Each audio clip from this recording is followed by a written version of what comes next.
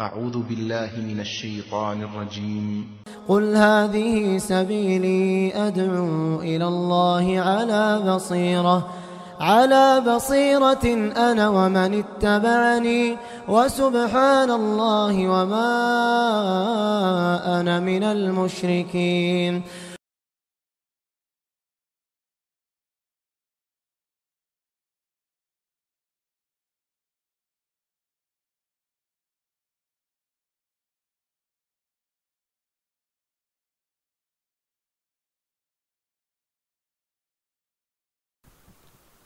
إن الحمد لله نحمده ونستعينه ونستغفره ونعوذ بالله من شرور أنفسنا ومن سيئات أعمالنا من يهده الله فلا مضل له ومن يضلل فلا هادي له وأشهد أن لا إله إلا الله وأشهد أن محمدا عبده ورسوله أرسله بالحق بشيرا ونذيرا.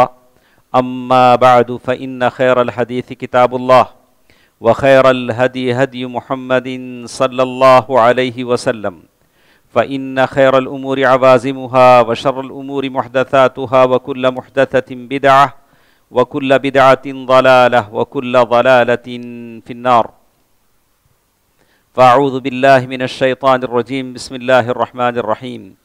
ومن أظلم ممن ذكر بآيات ربه ثم أعرض عنها إنا من المجرمين منتقمون.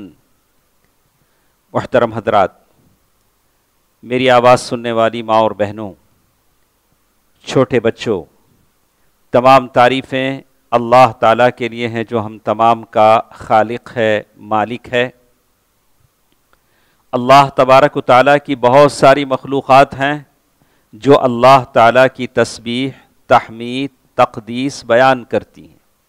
اللہ کو ضرورت نہیں ہے ہماری تعریف کی. ہم اس کی بندگی کرتے ہیں، اس کی اطاعت کرتے ہیں تو ہم اپنے لیے کرتے ہیں، ہماری فلاح اور نجات کے لیے کرتے ہیں، ہمیں جنت ملے اس لیے ہم یہ ساری عبادتیں کرتے ہیں. دوستو عزیزو، ماں اور بہنوں، رمضان المبارک کا یہ عظیم ترین موقع ہے، بڑی اہمیت والا ہے. یہ مبارک وقت ہے، مبارک جگہ ہے جہاں اللہ نے مجھے اور آپ کو جمع فرمایا ہے. ہم نے اذان سنی. اذان سننے کے بعد جو آدمی اذان کے بعد کی دعا پڑھتا ہے، مغفرت کا بڑا ذریعہ ہے. اللہ تعالیٰ کے پاس ثواب حاصل کرنے، بخشش حاصل کرنے کا بڑا ذریعہ اذان کے بعد کی دعا پڑھنا ہے. کتنے ہمارے ایسے ہیں جو اذان کے بعد کی دعا کی پابندی کرتے ہیں.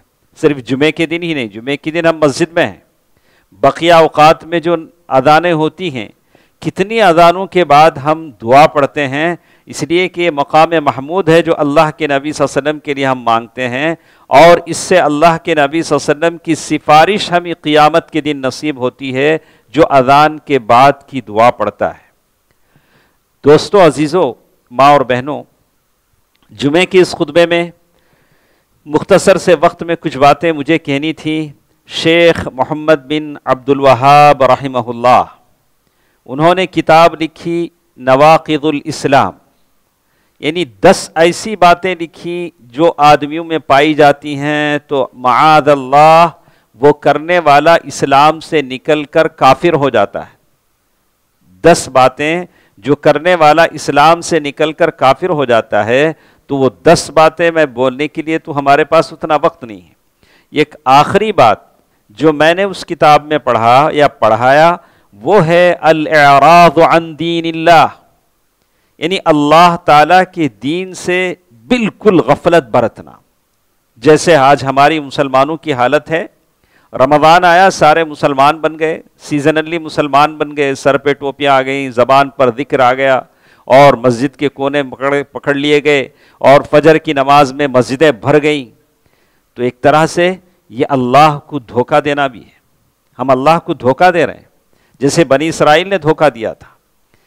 ہم اس بات پر ہم یقین نہیں ہے کہ جس اللہ کے بلاوے پر فجر کی نماز میں ہم آئے ہیں، یہی وہ فجر کی اذانیں ہیں جو شوال میں بھی ہوتی ہیں، رجب میں بھی ہوتی ہیں، ذوالقعدہ ذی الحجہ میں بھی ہوتی ہیں.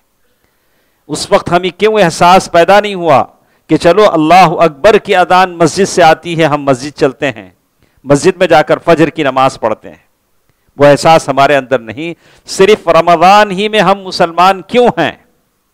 یہ سبب ہے الاعراض عن دین اللہ، اللہ کے دین سے ہم غفلت میں ہیں، منہ پھیرے ہوئے ہیں.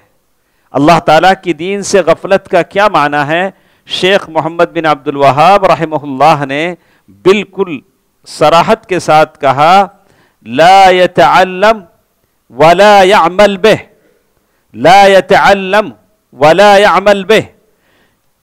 دین سے بیزاری، دین سے غفلت، دین سے منہ پھیر لینے کا معنی یہ ہے کہ نہ تو آپ دین کو سیکھیں نہ تو دین پر عمل کریں. نہ دین سیکھنے میں کوئی دلچسپی ہو. ہمارے ساتھ جتنے بیٹھے ہیں بڑے بڑے انجینئر ہوں گے، ڈاکٹرز ہوں گے، یا بڑے بڑے اپنے فن کے ماہر ہوں گے، لیکن کچھ لوگ ہیں اللہ تعالیٰ نے دونوں علوم ان کو دیے ہیں، دنیاوی علوم بھی ان کے پاس ہے، دینی علم بھی ان کے پاس ہے. لیکن کچھ لوگ ہیں جنہوں نے دنیا کو سب کچھ سمجھا لیکن آخرت کو انہوں نے کچھ اہمیت نہیں دی. سورہ سجدہ کی آیت میں نے آپ کے سامنے پڑھی، آیت نمبر 22، جس میں اللہ تعالیٰ نے کہا وَمَنْ أَظْلَمُ مِمَّنْ ذُكِّرَ بِآيَاتِ رَبِّهِ. اس سے بڑا ظالم کون ہو سکتا ہے جسے ہماری آیتیں پڑھ کر نصیحت حاصل کی جائیں، نصیحت دی جائیں، نصیحت کی جائے. ثُمَّ أَعْرَضَ عَنْهَا، سننے کے بعد بھی منہ پھیر لے. اِنَّا مِنَ الْمُجْرِمِينَ مُنْتَقِمُونَ، یہ مجرم ہیں، یہ کرمنل ہیں، یہ سنر ہیں، ان سے ہم بدلہ لیں گے، انتقام لیں گے. یہ اللہ کا وعدہ ہے. یہ اللہ اکبر کی یہ صدائیں جو مسجدوں سے آتی ہیں، ممبر و محراب سے جو خطبے تمہارے سامنے ہوتے ہیں، اس لیے ہوتے ہیں کہ ہم سال بھر کی عمر بھر کے دیندار بن جائیں. یہ سیزنلی مسلمان نہ بنیں، زندگی بھر کے مسلمان بن جائیں. اسی لیے عیسیٰ علیہ السلام نے کہا وَأَوْصَانِي بِالصَّلَاةِ وَالزَّكَاةِ مَا دُمْتُ حَيًّا، میرے رب نے مجھے تاکید کی ہے کہ جب تک میں زندہ ہوں، جب تک میرے جسم میں جان ہے، جب تک میری سانسیں چل رہی ہیں، ما دمت حیا، میں نماز پڑھتا رہوں، زکوٰۃ دیتا رہوں. یہ مسلمان ہوتا ہے. جب تک اس کی رمق باقی ہے، جب تک سانس چل رہی ہے، وہ اللہ کے سامنے سر بسجود ہے، وہ اپنا مال اللہ کا مال سمجھتا ہے. ما دمت حیا، میں صرف رمضان کا مسلمان نہیں، ما دمت حیا. دوستو عزیزو، الاعراض عن دین اللہ، شیخ محمد بن عبد الوہاب رحمہ اللہ نے صاف طور سے کہا کہ لا يتعلم ولا يعمل به.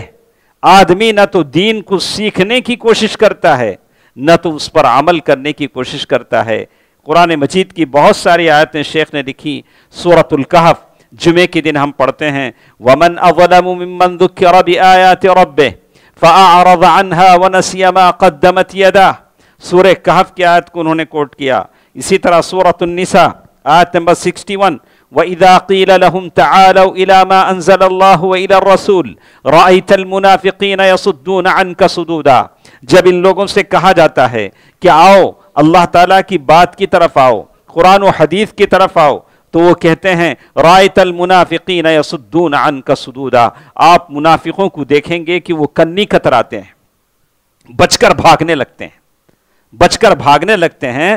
جیسے آج مسلمانوں کی حالت ہے، ان کی شادیاں، ان کے مراسم، ان کی ساری چیزیں عبادت سے کوسوں دور ہیں، دین سے بہت ہٹی ہوئی ہیں.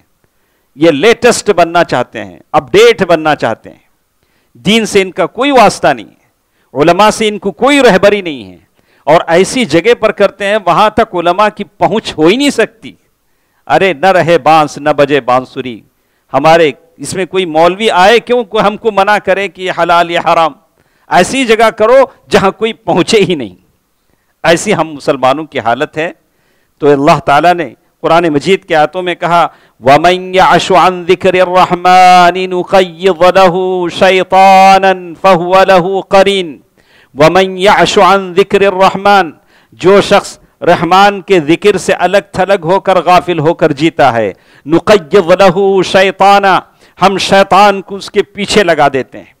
اسی لیے ابن جوزی رحمہ اللہ کہتے ہیں اعظم هموم القلب، سب سے زیادہ آدمی کا دل غم میں اس وقت مبتلا ہوتا ہے جب اس کا کنیکشن اللہ سے کٹ جاتا ہے. بہت سارے لوگ پریشان ہوں گے, کیا ہی کہ گھر میں بلا ہے, کیا بھی نہیں, انہوں بیمار انہیں بیمار. یہ فجر کی نماز تمہیں پڑھتی کی گھر میں؟ پہلا سوال آپ اس سے کریں کہ بھئی فجر کی نماز تمہارے گھر میں ہوتی کیا؟ نہیں نا, کب تو وہ بھی جاتے ہیں, رمضان میں جاتے ہیں. کہا کہ اللہ تعالیٰ سے تمہارا تعلق کٹا ہوا ہے, تمہاری صبح ہی اسلامی صبح نہیں ہے, پھر کہاں سے ہمارے دل کو سکون ہو, دل کو راحت ہو, دل کو طمانینت ہو؟ ایسے کیسے ہو سکتا ہے؟ اللہ تعالیٰ نے قرآن مجید میں کہا کہ جن پر ہم رحم و کرم کرتے ہیں ہم ان کے لیے سکونت نازل کرتے ہیں. اللہ تعالیٰ نے آگے چل کر کہا وَإِذَا مَا أُنزِلَ سُورَةٌ نَظَرَ بَعْضُهُمْ إِلَى بَعْضٍ هَلْ يَرَاكُمْ مِنْ أَحَدٍ ثُمَّ انصَرَفُوا صَرَفَ اللَّهُ قُلُوبَهُمْ بِأَنَّهُمْ قَوْمٌ لَا يَفْقَهُونَ. منافقوں کے زمانے میں قرآن مجید کی آیتیں نازل ہوتی تھیں تو وہ لوگ ایک دوسرے کی طرف دیکھتے تھے, وہ ایک دوسرے کی طرف دیکھتے تھے مذاق کرتے ہو. وَإِذَا مَا أُنزِلَ سُورَةٌ نَظَرَ بَعْضُهُمْ إِلَى بَعْضٍ هَلْ يَرَاكُمْ مِنْ أَحَدٍ. تو اللہ تعالیٰ نے کہا کہ ہم نے ان کے دلوں کو پھیر دیا.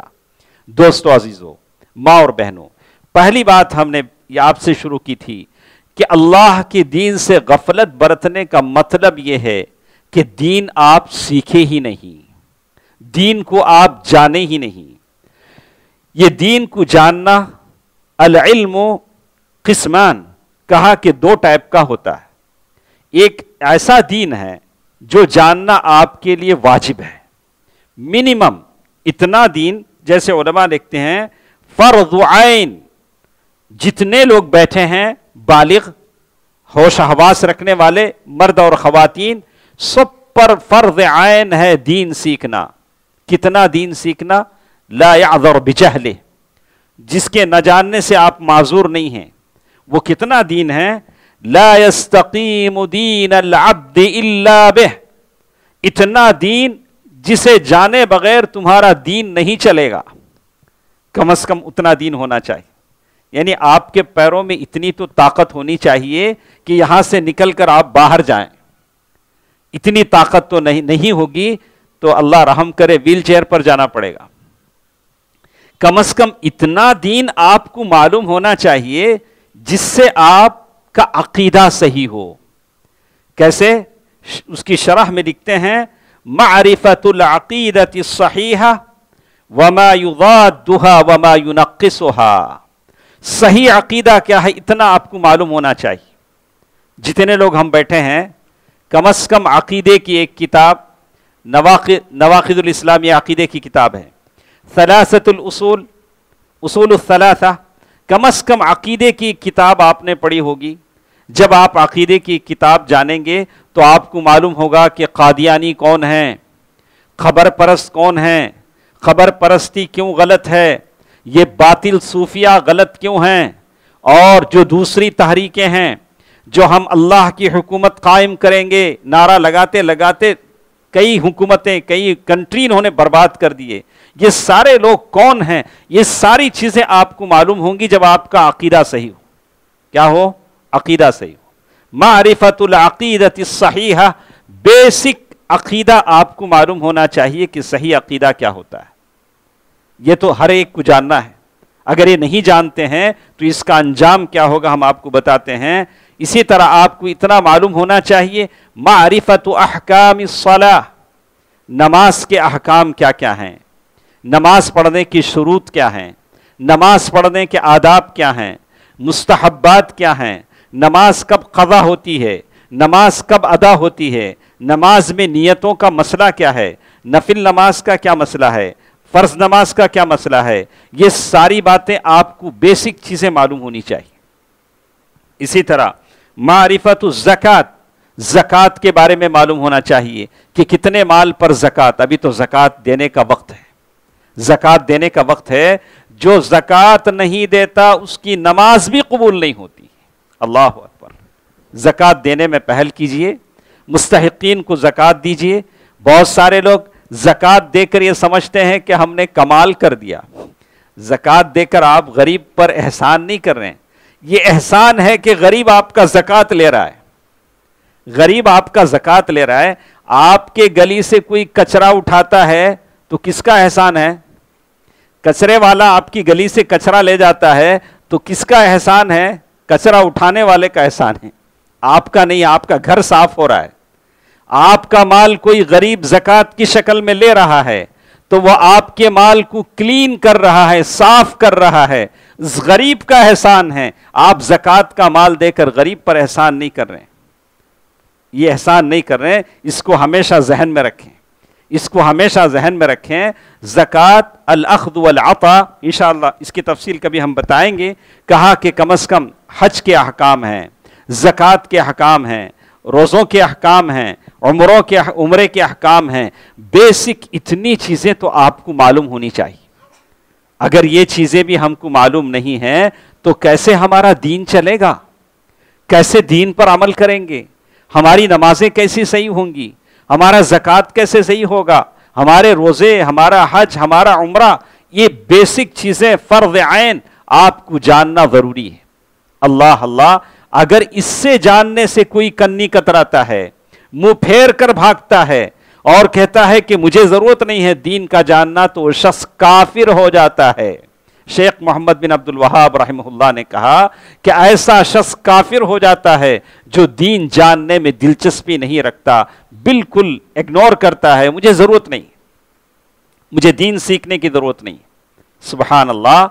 اسی لیے یہاں دوسری چیز کہتے ہیں، دین سیکھنے کا ایک دوسرا یہ ہے کہ آپ دین میں جو کچھ خاص باتیں ہیں، جیسے فقہ المعاملات، آپ تجارت کیسے کریں، فقہ البیع، دین میں زیادہ آپ گہرائی میں جائیں گے تو یہ ہے۔ اسی طرح فقہ الموارث، انہیریٹنس کا علم ہے، اور اسی طرح فقہ الانکحہ و فقہ الحدود، اسی طرح نکاح، طلاق یا حدود یا سزاؤں کی باتیں ہیں، یہ سارے لوگوں کے لیے ضروری نہیں۔ علماء اگر سیکھ لیں تو بس، سارے لوگ سیکھ بھی نہیں سکتے ہیں۔ میراث کے مسائل سارے لوگ جان نہیں سکتے ہیں، یہ تو ضروری نہیں ہے، لیکن پہلے والا جو ہے ہر ایک پر ضروری ہے۔ صحیح عقیدہ سیکھنا، صحیح نماز کر لینا، صحیح روزہ کیا ہے دیکھ لینا، حج اور عمرہ یہ ساری چیزیں سیکھ لینا، یہ ساری چیزیں ضروری ہیں۔ تو اسی لیے کہتے ہیں وَهَذَا يُكَفِّرُ، کہتے ہیں الاعراض، دین سے اعراض کرنے کا مطلب ہے کہ آدمی دین میں دلچسپی ہی نہ لے دین سیکھنے کا، دین سیکھے تو نہ عمل کرے گا۔ کہتے ہیں لا يتعلم، دین کو بالکل سیکھے نہیں، چھوڑ دے۔ ایسا انسان چھوڑ دینا دو طریقے سے ہو سکتا ہے، ایک آدمی سستی سے چھوڑ دیتا ہے یا سیکھنے کی طاقت نہیں اس لیے چھوڑتا ہے، لیکن یہ جو چھوڑتا ہے بے رغبتی کی وجہ سے چھوڑتا ہے، تو شیخ نے کہا وَهَذَا يُكَفَّرُ لِأَنَّهُ لَا يُرِيدُ الدِّينَ، ایسا شخص کافر ہو جائے گا اس لیے کہ وہ دین سیکھنا ہی نہیں چاہتا۔ سبحان اللہ۔ دیکھا میرے بھائی، سنا آپ نے کتنی سنجیدہ بات ہے، کتنی گہرائی کی بات ہے۔ ارے سارے کام زندگی میں ہم ہی آتے ہیں، لیکن دین سے بیزاری، دین پر عمل کرنے سے بیزارگی اور دین سیکھنے سے بیزاری، جس کی سزا آج ہم بھگت رہے ہیں اس ملک میں، اس سرزمین میں۔ دین سے دوری کا مطلب اللہ سے دوری ہے، اس کی سزا آج ہم بھگت رہے ہیں۔ اللہ کوشش کریں۔ اسی لیے کہتے ہیں کہ بڑی بحث انہوں نے کی ہے، اتنا ٹائم میرے پاس نہیں ہے، تو بہت ساری باتیں یہاں ہمارے پاس ہیں۔ کہتے ہیں الرفض بقبول العلم، اسی طرح کوئی شخص دین سیکھتا ہے اور عمل نہیں کرتا ہے تو وہ بھی غلط ہے۔ جیسے حدیث میں بتایا گیا کہ جہنم 3 لوگوں سے بھڑکائی جائے گی، وہ 3 لوگ کون کون ہیں؟ تو کہا مجاہد، اللہ کے راستے میں لڑنے والا جہنم میں بھڑکایا جائے گا، اس لیے کہ اخلاص سے نہیں لڑا، تعریف کے لیے لڑا۔ مصدق، صدقہ دینے والا کہ لوگ کہیں کہ بڑا حاتم تائی ہے، اور اسی طرح وہ عالم جو علم سیکھا تھا، لوگوں کو سکھاتا تھا، لیکن مفتی کہلوانے کے لیے لوگ کہیں کہ یہ بڑے علامہ، بڑا علم ان کو ہے، بولا کہ یہ بھی نہیں چلے گا، اس لیے کہ پہلی چیز اخلاص ہے جو سب سے ضروری ہے۔ دوستو عزیزو، اس پر بہت ساری باتیں میرے ساتھ تھیں، لیکن میں آپ سے کہتا ہوں اللہ تعالیٰ کی دین کا علم سیکھیں۔ اللہ کے نبی صلی اللہ علیہ وسلم کے پاس 3 آدمی آئے، اللہ کے نبی صلی اللہ علیہ وسلم درس دے رہے تھے۔ ایک آدمی آ کر مجلس میں بیٹھ گئے، سیکھنا چاہتے تھے۔ ایک آدمی ذرا شرما کر پھر بھی بیٹھ گئے، اور ایک صحابی چلے گئے۔ تو اللہ کے نبی صلی اللہ علیہ وسلم نے فرمایا کہ میں 3 آدمیوں کا قصہ سناتا ہوں۔ ایک آدمی جس کے بارے میں اللہ کے نبی صلی اللہ علیہ وسلم نے کہا کہ تعلم العلم، یعنی وہ آدمی جو علم سیکھنے کے لیے مجلس میں بیٹھ گیا۔ دوسرا وہ جس نے شرمایا، اللہ بھی اس سے شرمایا۔ تیسرا وہ منہ پھیر کر چلا گیا، اللہ نے بھی منہ پھیر لیا۔ سبحان اللہ۔ اللہ تعالیٰ کی دین کا علم حاصل کیجئے اور اپنے عبادات کو اس کے مطابق ادا کیجئے۔ تو کچھ سوالات میرے پاس تھے، خاص کر زکوٰۃ کے معاملے میں 5 سوال لوگوں نے کیے تھے، میں اس کا جواب دے کر میں جمعے کا خطبہ ختم کرتا ہوں۔ یہ بہت اہم سوالات ہیں۔ زکوٰۃ آپ یہ مہینے میں دیں، جتنا جلد ہو سکے اپنی زکوٰۃ کی ادائیگی پورا کر لیں۔ ایک صاحب نے سوال کیا، ایک ایسا آدمی بھی ہے جس کی سیلری بہت کم ہے، اور مہینے کے آخر تک اس کی آمدنی چلتی نہیں ہے، ایسے آدمی کو ہم لوگ زکوٰۃ کیا دے سکتے ہیں؟ جبکہ اس کا جاب ہے، سب ہے، لیکن اس کی سیلری اس کی ضرورتوں کو بس نہیں آتی۔ تو علماء کہتے ہیں کہ ہم ایسے آدمی کو زکوٰۃ دے سکتے ہیں، ایسے آدمی کو زکوٰۃ دے سکتے ہیں جب وہ مہینے کے آخر میں لوگوں سے قرض لیتا ہے، لیکن اس بات کا خیال رکھے کہ اس کی ضرورتیں اس کے حساب سے ہیں۔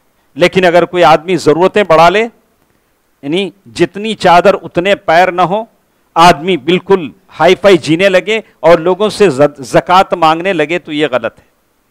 اسی طرح سوال کیا کہ جس کو ہم زکوٰۃ دے رہے ہیں، کیا ہم اسے بتائیں کہ زکوٰۃ کا پیسہ ہے؟ جس کو بھی آپ زکوٰۃ دے رہے ہیں، کیا بتانا ضروری ہے کہ زکوٰۃ کا پیسہ ہے؟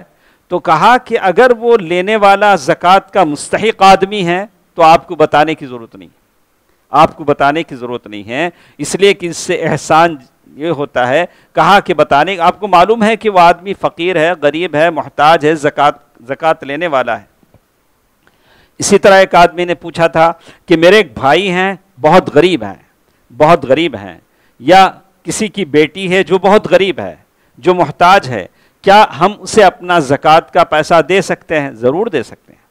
آپ کے پاس ایسا پیسہ نہیں ہے، آپ اپنے زکوٰۃ کا پیسہ اپنے بھائی کو یا اپنی غریب بیٹی کو دے سکتے ہیں۔ اللہ کے نبی صلی اللہ علیہ وسلم فرمایا کہ ڈبل اجر آپ کو ملے گا، ثنتان، ایک زکوٰۃ دینے کا، دوسرا صلہ رحمی کرنے کا۔ اگر کوئی آدمی اپنی کسی غریب بھائی کو یا اپنی غریب بیٹی کو اگر دیتا ہے، یا بیٹا جو قرضوں میں پھنس گیا ہے، اگر باپ چاہے تو زکوٰۃ کی رقم دے سکتا ہے۔ اسی طرح ایک اور چیز لوگوں نے کہا کہ مجھے ایک غریب آدمی کے پاس سے پیسہ آنا ہے، قرض آنا ہے۔ ایک غریب آدمی نے میرے پاس سے پیسہ لیا، زمانہ ہوا دے نہیں رہا ہے، تو میں نے سوچا کہ چلو اب رمضان آ رہا ہے، زکوٰۃ کے نیچے میں اسے منہا کر لیتا ہوں، میں سمجھ لیتا ہوں میں نے زکوٰۃ دے دیا۔ ایسا چلے گا؟ یہ غریب آدمی نے کچھ پیسے لیے، دے نہیں رہا ہے، تو میں نے کہا کہ چلو رمضان میں کیسا بھی زکوٰۃ دینا ہے، تو میں نے جو پیسے اس سے آنے ہیں اسے میں زکوٰۃ کے طور پر میں شمار کر لیتا ہوں۔ تو علماء نے کہا کہ نہیں، زکوٰۃ آدمی اپنی رضا سے سامنے والے کی مرضی پر دیتا ہے، یہ تو زبردستی کا ہوا، ایسا زکوٰۃ اللہ تعالیٰ قبول نہیں کریں گے۔ اسی طرح ایک اور شخص نے کہا کہ ایک جگہ میرا پیسہ ہے، 10 سال سے پیسہ آ نہیں رہا ہے، لیکن میرا پیسہ وہاں ہے، قرضہ ہے، کیا اس پیسے پر مجھے زکوٰۃ دینا ہے؟ کسی کو میں نے کئی لاکھ روپے دیے ہیں، لیکن وہاں سے قرضہ آ نہیں رہا ہے، کیا مجھے اس پیسے پہ زکوٰۃ دینا ہے؟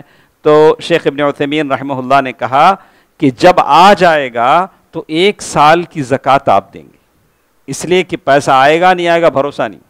10 سال سے جو قرض نہیں آتا ہے، جب آپ تمہارے ہاتھ میں ہو تبھی تو آپ زکوٰۃ دیں گے۔ دوستو عزیزو، رمضان مبارک کی اس خصوصی موقع پر بہت ساری باتیں آپ سنتے ہوں گے، بہت ساری چیزیں آپ کے سامنے آتی ہوں گی، لیکن سارے لوگوں سے میں کہوں گا اخلاص کے ساتھ ان باتوں کو سنیں، عمل کی نیت سے سنیں، اس موقع کو غنیمت جانیں۔ یہ ایسا وقت ہے کہ جب لوگوں کے چل چلاؤ کا وقت ہے، بڑی تیزی سے لوگ خبروں کی طرف جا رہے ہیں، نہ میرا بھروسہ ہے نہ آپ کا بھروسہ ہے۔ کیا ہی اچھا ہوگا ان مبارک لمحات کو ہم غنیمت جانیں، ایک ایک لمحے کی قدر کریں۔ اللہ اللہ ہم تڑپیں گے، روئیں گے، یہ مبارک وقت واپس نہیں آئے گا۔ اپنے دلوں کو صاف کر لیں، دلوں سے کدورت، بغض، عداوت، حسد کو نکال دیں، تاکہ اچھے مہینے میں اچھے روزوں کے ساتھ خلوص نیت کے ساتھ ہم اللہ تعالیٰ کی عبادت کر سکیں۔ اللہ تعالیٰ سے دعا ہے کہ اللہ سبحانہ و تعالیٰ ہم سب کی عبادتوں کو شرف قبولیت بخشے۔ اللہ تعالیٰ ہم میں جو بیمار ہیں اللہ تعالیٰ انہیں شفائے کلی عطا فرمائے، شفائے عاجلہ عطا فرمائے۔ اے الہ العالمین ہم میں جو قرض دار ہیں، بے کس ہیں، مجبور ہیں، یا اللہ سب کی پریشانیوں کو دور فرما۔ یا اللہ ہمارے دامن کو تیرے خزانوں سے بھر دے۔ یا اللہ تو بہت دینے والا ہے، ہم سب کو عطا فرما۔ یا اللہ تو جسے دینا چاہے اسے کوئی روک نہیں سکتا۔ یا اللہ ہم سب کی جھولیوں کو بھر دے۔ یا اللہ ہمارے جو لوگ دنیا سے جا چکے ہیں، قبروں میں سو رہے ہیں، یا اللہ ان کی قبروں کو جنت کی کیاریاں بنا دے۔ یا اللہ ان تمام کی مغفرت فرما۔ یا اللہ ان کی قبروں میں جنت کی کھڑکیاں کھول دے۔ اے اللہ دنیا کے کونے کونے میں، عالم اسلام میں جہاں بھی مسلمان پریشان ہیں، یا اللہ ان کی پریشانیوں کو دور فرما۔ یا اللہ تو ان کا رکھوالا بن جا، یا اللہ تو ان کا محافظ بن جا۔ یا اللہ عالم اسلام کے تمام مسلمانوں کو ظالموں سے نجات دے۔ یا اللہ ہم سب پر رحم فرما، صحت و عافیت کے ساتھ عبادتوں کو پورا کرنے کی توفیق نصیب فرما۔ آمین۔ صدق اللہ العلی العظیم ونفعنی وإياكم بالآيات والذكر الحكيم إنه تعالى جواد ملك كريم بر رؤوف رحيم۔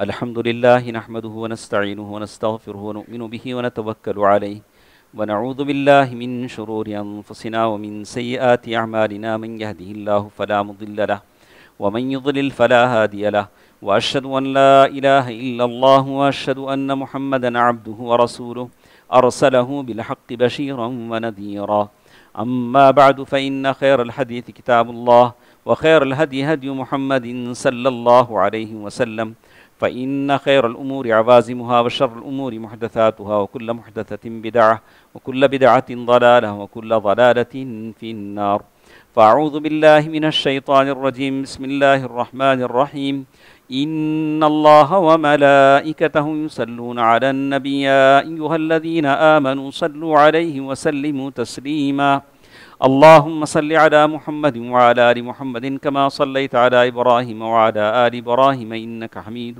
مجيد اللهم بارك على محمد وعلى آل محمد كما باركت على إبراهيم وعلى آل إبراهيم إنك حميد مجيد اذكروا الله يذكركم وادعوه يستجب لكم ولذكر الله تعالى وأولى وعز وجل وأتم وأهم وأكبر